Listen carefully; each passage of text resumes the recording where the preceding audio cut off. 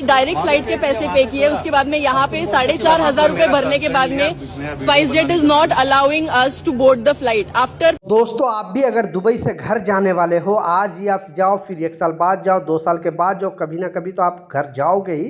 तो इस अपडेट को, इस खबर को ध्यान से सुनना, क्योंकि नया नियम के मुताबिक भारत सरकार ने 15% टैक्स लगा दिया है। किस कारण से टैक्स लगाया है और किन लोगों को टैक्स देना पड़ेगा, क्या हर प्रवासियों को टैक्स देना पड़ेगा या खाड़ी के जितने भी देश, ओमान, कतर, सऊदी, बहरीन, हर जगह से आने वाले भारतीयों को टैक्स देना पड़ेगा या सिर्फ दुबई वाले को टैक्स देना पड़ेगा, प्रॉपर डिटेल में आपको इस वीडियो में बताने वाला हूं। तो आप भी अगर ट्रैवल करते हो या फिर आपके दोस्त जानने वाला कोई ट्रैवल करने वाला है, कोई रिश्तेदार ट्रैवल करने वाला है, तो इस वीडियो उन तक ज़रूर पहुंचा दीजिएगा। नहीं तो मालूम चलेगा कि एयरपोर्ट पर जाने के बाद उनके साथ बुरा हाल हो जाएगा, उनका सामान भी जब्त हो जाएगा। क्योंकि जैसे ही भारत सरकार आपको 15% टैक्स लगाएगी, आपको मालूम है कि जो प्रवासी दुबई या और भी कोई भी कंट्री में काम करते हैं तो घर जाने के टाइम सारे पैसे का शॉपिंग कर लेते हैं और फिर जब एयरपोर्ट पे पहुंचते हैं तो उनको अगर पैसे की ज़रूरत पड़ती है तो उनके पास पैसे ही नहीं होती है।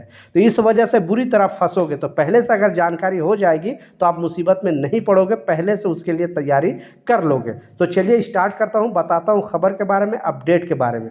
और ज़्यादातर मैं ये क्लियरली बताता हूँ कि ज़्यादातर दुबई से जाने वाले लोगों पर ही ये 15% का टैक्स लागू हो रहा है। और इसके पीछे रीज़न है, आप भी सुनोगे रीज़न, क्योंकि 90% लोग ये चीज़ जो है यहाँ से दुबई से लेकर जाते ही जाते हैं, बाकी के खाड़ी देश से भी लेकर जाते हैं। लेकिन जो है पहले 6% टैक्स था, यानी गवर्नमेंट पहले 6% टैक्स लगाई थी। यूएई गवर्नमेंट नहीं लगाई है, ये भारत सरकार लगाई है। अब उसे बढ़ाकर 15% टैक्स कर दिया गया है। तो पहले मैं क्लियरली बताना चाहता हूं, क्योंकि बहुत सारे प्रवासियों को इसकी जानकारी नहीं है।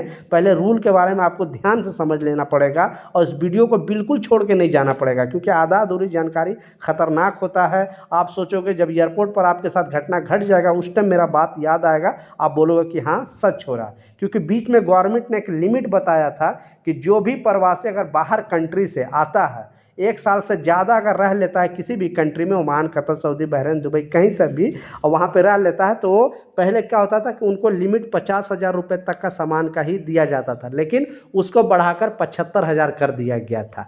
यानी कोई भी 1 साल से ज़्यादा अगर 365 डे के ऊपर अगर रहता है तो वो 75,000 तक का सामान वो ला सकता है, उस पर कोई टैक्स नहीं देना पड़ेगा।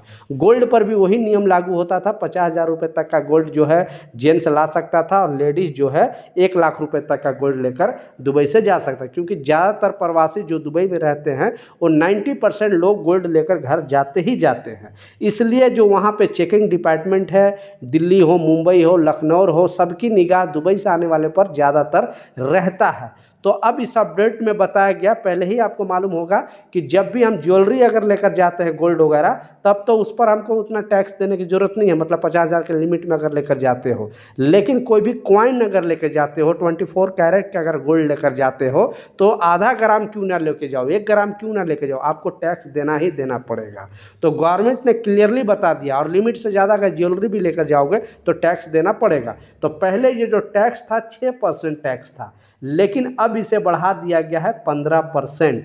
तो एयरपोर्ट पर उतरते ही आपको 15% टैक्स देना पड़ेगा अगर लिमिट से ज़्यादा है तो इस बात का लाजिम ख्याल रख लेना। अगर आपके पास ज़्यादा है तो अपने पास पैसे वगैरह कुछ रख के जाना, नहीं तो एयरपोर्ट पर जो सामान है वो आपका जब्त हो जाएगा। जब तक नहीं फिर पैसे दोगे, क्योंकि टैक्स की चोरी करते आप पकड़े जा रहे हो, फिर आप पर मुकदमा भी दायर हो सकता है। इसलिए आप अगर लिमिट से ज़्यादा गोल्ड वगैरह लेकर जा रहे हो तो अपने पास कुछ पैसे रखें, ताकि वहाँ पे जाकर आप टैक्स दे सके। वो भी 6% से सीधा 15% टैक्स कर दिया गया है। तो आप यूएई से किस जगह से वीडियो देख रहे हो, आप नीचे कमेंट सेक्शन में ज़रूर बताना।